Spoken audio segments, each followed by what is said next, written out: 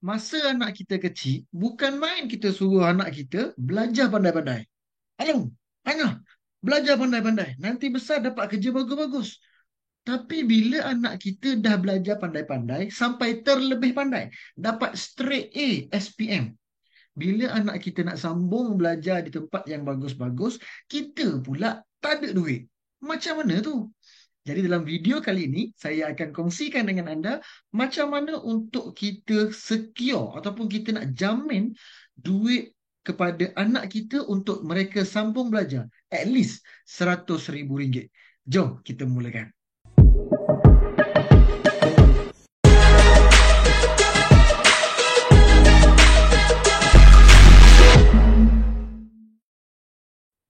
Baik, kita sebagai mak ayah, mesti kita nak pendidikan yang terbaik untuk anak-anak kita. Betul ke tidak? Jadi jom, sebelum saya terangkan dengan lebih lanjut, kita tengok dulu berapa sebenarnya kos untuk anak kita sambung belajar. Yang pertama sekali kita tengok kat sini, ini ada kos yang mereka boleh ambil, law, engineering, economic, medik dan sebagainya. Kita ada local university, local private university, which is universiti swasta di Malaysia. Kita ada twinning program dan kita ada juga overseas university. Maksudnya belajar di universiti luar negara. Okey, kalau kita ambil law contohnya, okey, mungkin kalau universiti lokal adalah 25,000 sampai 35,000. Engineering 45,000, 60,000, economic medical 100,000 ke 160,000. Tapi anda perlu tahu, data yang saya keluarkan ini adalah kos untuk anak kita sambung belajar pada tahun 2000. Maksudnya, kalau anak kita pada tahun 2000, anak kita umur 18 tahun, inilah kos dia nak sambung belajar. Ini Keratan Berita Harian September tahun 2000, which is berpuluh tahun lepas. Okay, so now kita tengok pula berapa kos 18 tahun kemudian. Ini keratan ini adalah pada tahun 2000. So dia target tahun 2018 ini adalah kos dia. Maksudnya daripada yang kita tengok yang local university cukup. Jangan tengok yang overseas pun. Tengok local university ya. Okey, kalau tengok dari sudut law daripada dulu 25,000 sekarang dah 50,000 ke 70,000. Kalau engineering dulu 45,000 sekarang 92 ke 122,000. Ekonomi, kalau dulu 35,000 ke 45,000, tahun 2018 70,000 ke 92,000.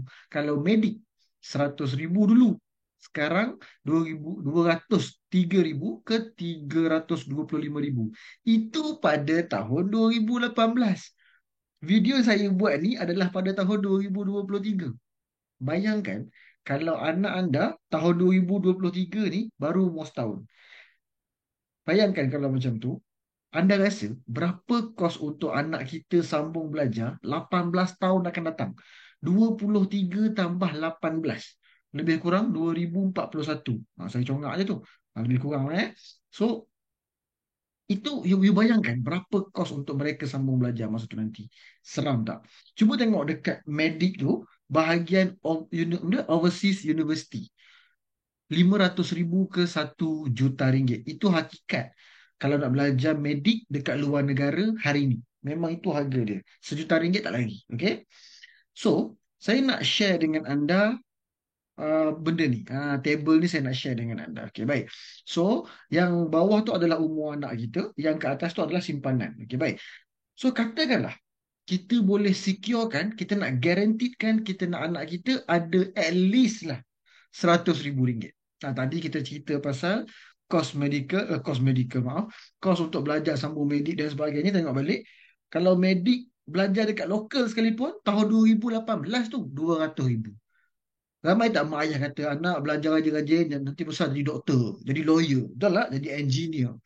So kalau tengok RM100,000 tadi, mungkinlah kalau tahun 18 tahun akan datang, mungkin tak kot dalam kategori 4 ni. Tapi tak apalah. Saya buat jadual ni hanya RM100,000 sahaja education fund. Okay. So now, kalau kita nak anak kita at least nak sambung belajar, dia ada RM100,000 duit untuk dia sambung belajar. Apa kita kena buat sekarang? Okay, jom. First kali anda tengok dekat bawah tu, okay, graf yang bawah tu kan, ada yang umur setahun. Kita assume lah anak kita hari ni umur setahun. Boleh? Tak kisahlah anak anda sekarang ni umur 2 tahun, 3 tahun, 4 tahun, tak kisah. Jadi tapi let's say lah anak kita umur setahun hari ni. Okay. So, kita ada beberapa option. Option yang pertama, kita cuma buat simpanan 5 tahun saja untuk anak kita. Okay, untuk kita dapat 100,000 education fund untuk dia nanti.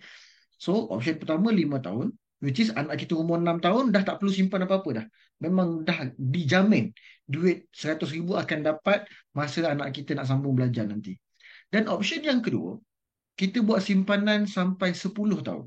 Okay, which is kalau anak kita umur setahun sekarang ni, umur dia lagi 10 tahun akan jadi umur dia 11 tahun. Masa tu dah jadi 5 dia.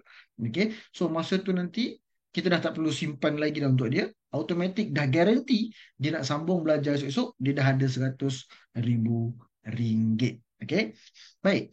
So kalau anda perasan dekat sini, okay, total simpanan kita roughly ini lebih kurang mengikut umur anak anda yang lebih kurang umur setahun. Kalau umur 2 tahun, 3 tahun, dia lain pula pengiraan dia.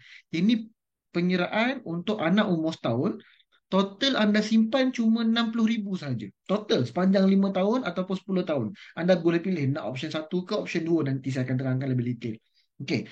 Tapi total cuma 60,000 saja, tapi anak kita garanti dapat 100,000 ringgit. Best tak? Okey, baik. So, apa sebenarnya kelebihan plan ni? Okey, jom saya terangkan satu persatu.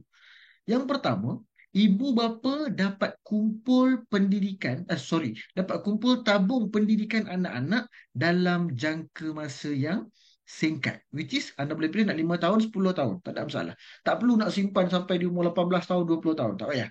Okay, 5 tahun ataupun 10 tahun saja. Yang kedua, anak kita tak perlu buat pinjaman pendidikan untuk sambung belajar. Kalau dia buat pun mungkin sikit je lah. Let's say lah kita dapat kumpul 100,000 untuk dia. And then mungkin kos nak sambung belajar dia tu 200,000. Kita boleh pinjam 100,000 sahaja. Tak ada masalah. Okay. Yang ketiga, kos pendidikan anak-anak telah yang kita dah tetapkan tu, 100,000 tu akan terjamin walau apa pun yang berlaku kepada ibu bapa. Contoh, ibu bapa meninggal dunia ataupun cacat kekal. Let's say lah. Okay, anak kita umur setahun. Okay. Kita pun dah menyimpan 5 tahun, anak kita umur 6 tahun. Nauzubillah, masa anak kita darjah 6, umur 12 tahun, kita meninggal dunia. Nauzubillah lah. Okay. Ayah meninggal dunia contoh. So, mak dijaga anak ni. So, anak tu masa di umur 18 ataupun 21 nanti, bergantung anda nak ambil yang mana, masa tu nanti memang dah secure, dah garanti, dah dijamin, duit dia 100,000 memang akan dapat. Saya akan share dengan anda lebih detail nanti. Okay. Bayangkan, walaupun kita meninggal, duit untuk pendidikan anak tak ada orang boleh usik. Memang dia seorang sahaja.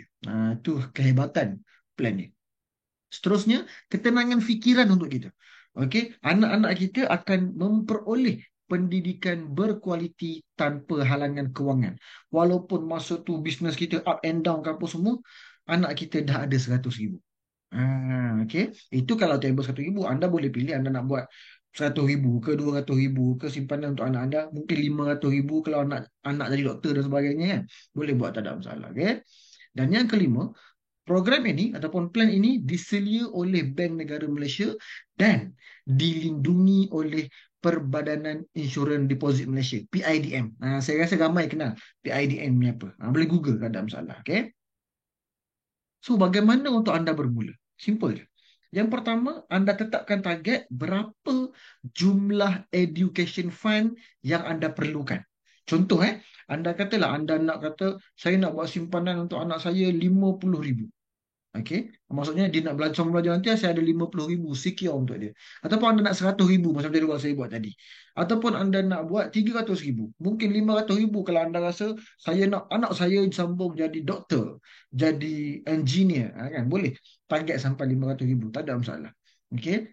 Yang kedua, lepas anda dah tetapkan target tadi, anda kena PM saya. Anda kena bantu saya, anda PM saya akan bantu anda untuk buat kiraan sebenar ikut umur anak anda. Saya bagi table tadi based on anak umur setahun. Okey, kalau mungkin anak umur 2 tahun, umur 3 tahun, anda PM saya 019-349-7205. Saya bantu anda dengan lebih detail, bagi exact plan untuk anak anda macam mana. Okey.